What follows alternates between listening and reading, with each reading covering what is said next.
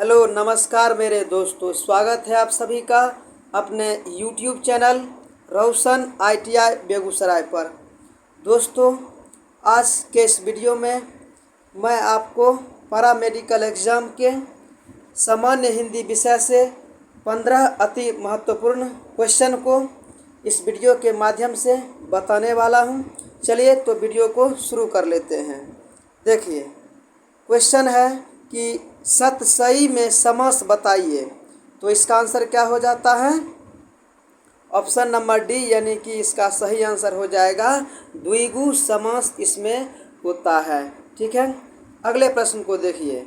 अगला अपना कहता है दीर्घ आयु में समास बताइए। ठीक है, तो दीर्घ आयु में कौन से समास हो जाते हैं? तो इसका आंसर क्या हो जाएगा? ऑप्शन नंबर सी, यानी कि कर्मधारय समास होता है। दीर्घायु में कौन से समास होते हैं? कर्मधारय समास होते हैं। अगले प्रश्न को देखिए। अगला अपना कहता है कि पंचानन में कौन से समास हैं? तो इसका आंसर क्या हो जाता है? बहुव्रीहि समास होते हैं। इसमें पंचानन में। चलिए, तो इसका आंसर क्या हो गया? ऑप्शन नंबर डी इसका सही आंसर होगा। इसी प्रकार अगले प्रश्न को देखिए। अगला अपना प्रश्न कहता है कि नाक कान में कौन सा समास होता है? ठीक है, नाक कान में कौन सा समास होता है? तो इसका आंसर क्या हो जाता है? ऑप्शन नंबर डी, यानी कि द्वंद्व समास इसमें होता है। मैं आपको बतला दूं कि समास में क्या होता है कि किसी भी चीज़ का इसमें विग्रह होता है, या इसमें मतलब क्या होता है, उसका विखंडन होता है। और समास हम लोग 6 प्रकार के जानते हैं। कौन कौन से समास? हम लोग सबसे पहला अव्ययी भाव को जानते हैं। अव्ययी भाव हो गया, तत्पुरुष हो गया, कर्मधारय हो गया, ठीक ना, कर्मधारय हो गया। उसके बाद द्वंद्व हो गया, द्विगु हो गया, बहुव्रीहि हो गया। ठीक है, बहुव्रीहि हो गया। उसके बाद अपना एक नई समास होता है। ठीक है, तो इस प्रकार से समास के कितने भेद होते हैं? 6 भेद होते हैं। और उसी 6 भेद में जो अपना इम्पोर्टेंट जो क्वेश्चन बनता है, उसी क्वेश्चन को हम लोग अभी VVI जो क्वेश्चन होते हैं उसको हम लोग देख रहे हैं। चलिए, एक दंत में समास बतलाइए। तो एक दंत में अपना कौन सा समास हो जाता है?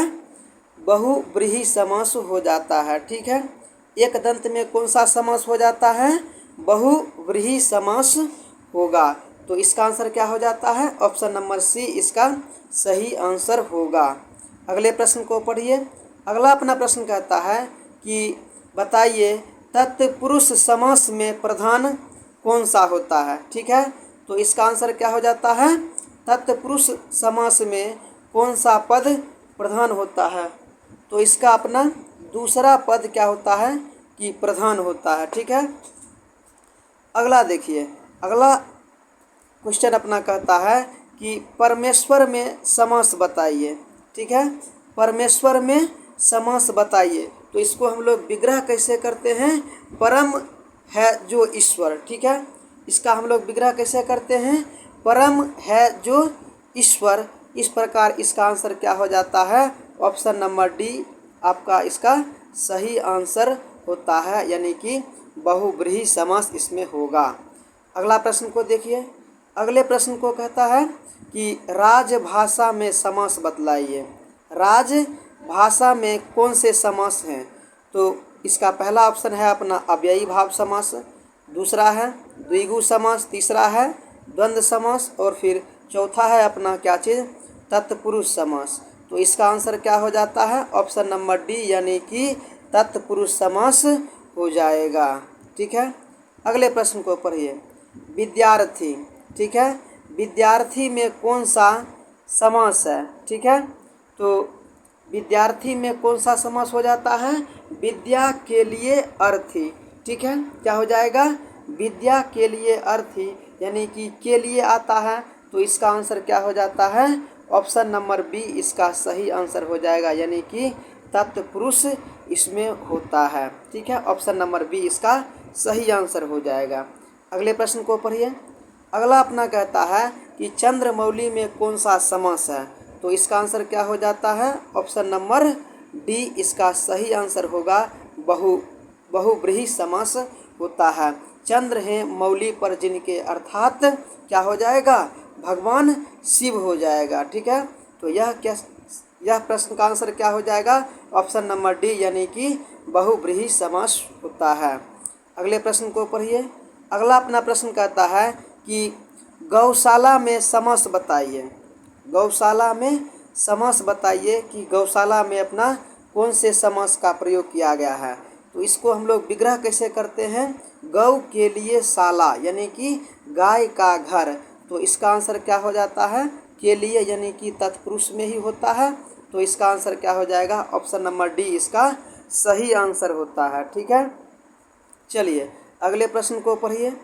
अगला अपना प्रश्न कहता है रातों रात। ठीक है, क्या है यहाँ पर? रातों रात। तो इसका आंसर क्या हो जाता है? ऑप्शन नंबर ए यानी कि अव्ययी भाव समास इसका सही आंसर होगा। चलिए अगला अपना प्रश्न पढ़िए। अगला प्रश्न कहता है कि दिनकर में समास बताइए। ठीक है, तो दिनकर में कौन सा समास हो जाएगा? दिनकर, दिन के लिए कर, क्या हो जाएगा?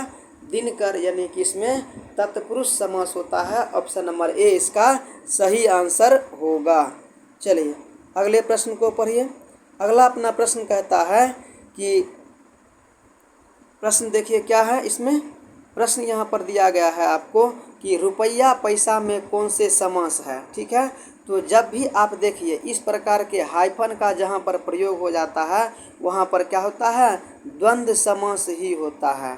यह इस प्रकार से आप इस प्रश्न में आप अगर तुक्का भी लगाते हैं तो 90% चांस रहता है कि आपका सही ही होगा। ठीक है, तो इसका आंसर क्या हो जाता है? ऑप्शन नंबर बी इसका सही आंसर होगा। चलिए अगले प्रश्न को देखिए। अगला अपना प्रश्न कहता है कि स्वर्गवासी में समास बताइए। तो इसका आंसर क्या हो जाएगा? ऑप्शन नंबर बी यानी कि द्वंद्व समास होता है। तो यही रहे कुछ पैरामेडिकल एग्जाम्स में पूछे जाने वाले सामान्य हिंदी विषय से 15 अति महत्वपूर्ण क्वेश्चन, जो कि आपको एग्ज़ाम के दृष्टिकोण से बहुत ही महत्वपूर्ण है। और यह क्वेश्चन पीछे के एग्ज़ाम के पैटर्न पर आधारित है। तो आप इस क्वेश्चन को एक बार ज़रूर देख करके चलें और निश्चित ही आपको यह 15 क्वेश्चन अगर आपका सही हो जाता है तो आपको एक अच्छे से स्कोर आप कर पाते हैं। तो उम्मीद करते हैं कि आपको हमारा यह सेशन अच्छा लगा होगा, और अच्छा लगे तो एक बार लाइक ज़रूर करें। और अभी तक आप हमारे चैनल रोशन ITI बेगूसराय को सब्सक्राइब नहीं किए हैं तो सब्सक्राइब ज़रूर कर लें। मिलते हैं अगले कोई वीडियो में, तब तक के लिए धन्यवाद।